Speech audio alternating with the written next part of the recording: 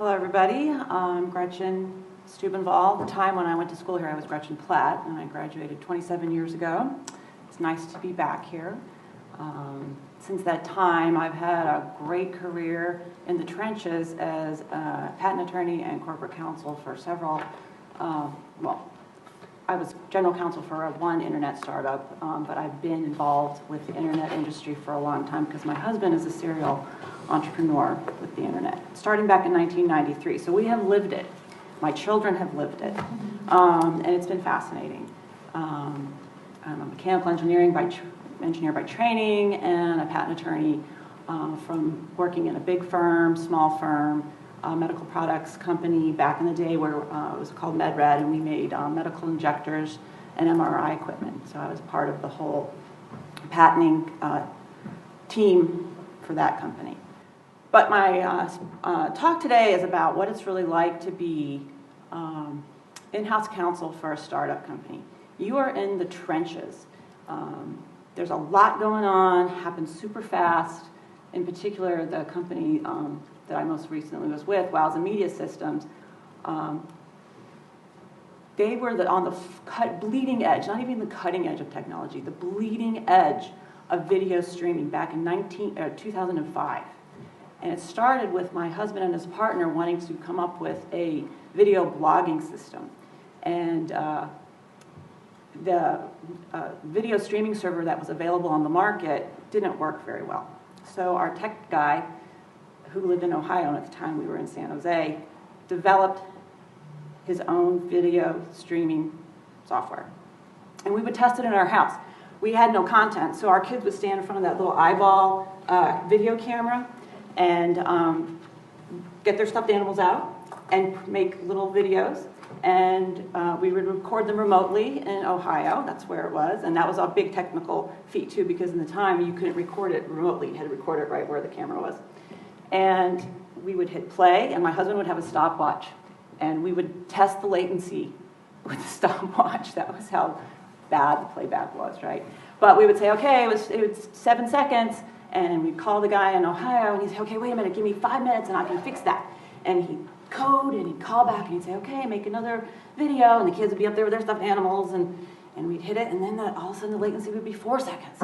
And this would go on and on and on in our house. This was in our house. So anyway, yeah, we lived it. Jump forward, we left the whole .com thing. It was crazy back then. We moved everybody to Colorado. And this company, now there's 4 of us. It was my husband, the tech guy, marketing guy, and me. And we were in our house, and we started hiring people, and I had 3 people working on my dining room table, and I kept saying, honey, we really need to move this out of the house. We did. We got an office space in Evergreen, Colorado, and this company has now morphed into one of the largest video streaming companies in the world. We sell into 170 countries. We have 20,000 customers. We can stream anything. We are like the pipe. We take all sorts of video formats, we shove it through the pipe, and we deliver it to the other end. We don't care what we put in, and we don't really care where it goes. That's what we can do. Entertainment, virtual reality, online learning, military, government, space exploration, medical applications. For example, as of 2011, your colonoscopy may have been streamed from the testing area to your doctor's iPhone on the golf course. We were capable of doing that. I wrote the license agreement to do that.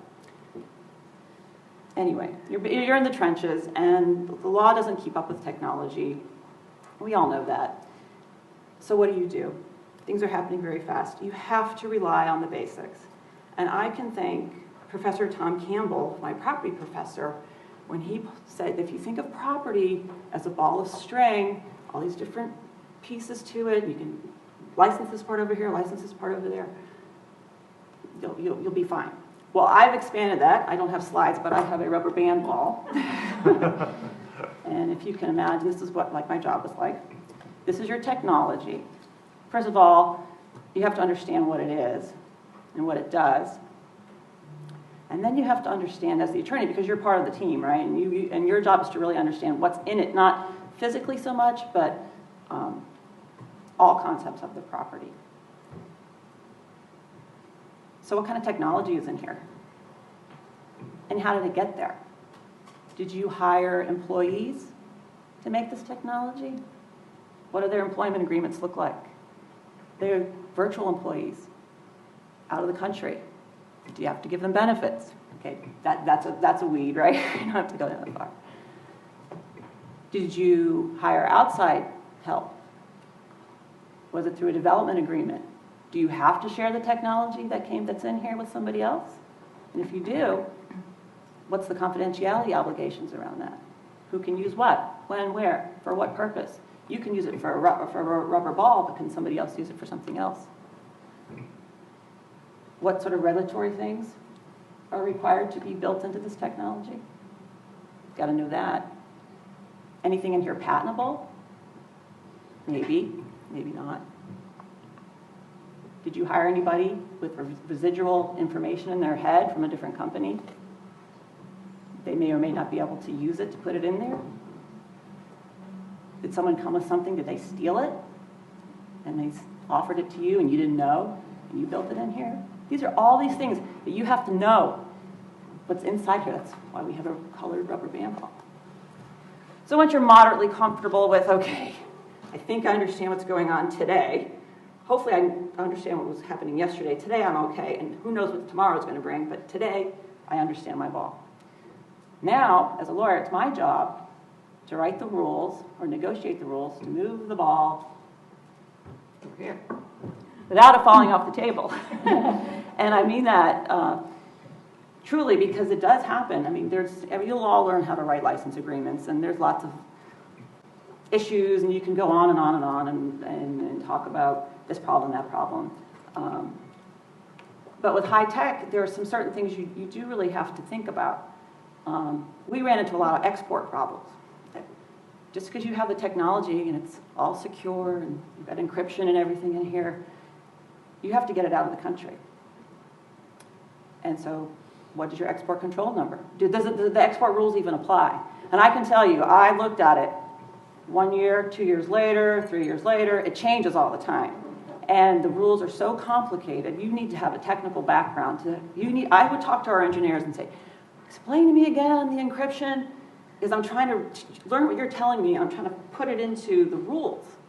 And we go, okay, I think we're okay. We have a number. And then, you try to license to somebody, and they'll say, what's your export control number? And we'll say, well, as of today, it is this, It depends on where it's going, what country. We would go on and on and on about this. And the interesting thing about our software, it was never really delivered. It was downloaded.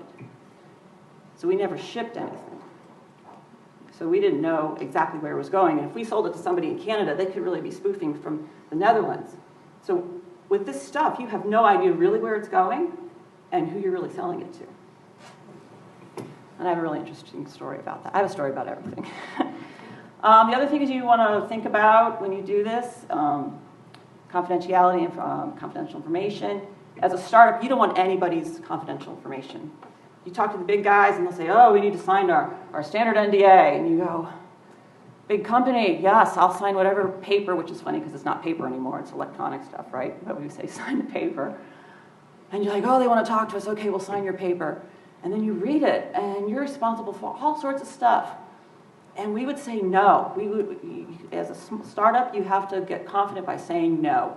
I'm not going to sign that. That's not good for me. I don't want to take on the risk if you bring some junior engineer into some meeting and he starts spouting off about some great idea he has, and now I'm responsible for keeping that quiet. That's not my problem. I don't want that.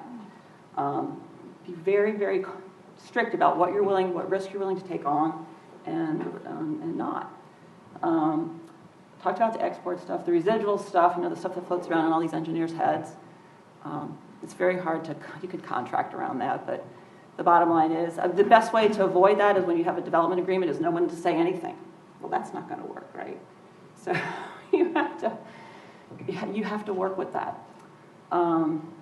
Use limitations, you be very specific about what you're letting other people do with your technology.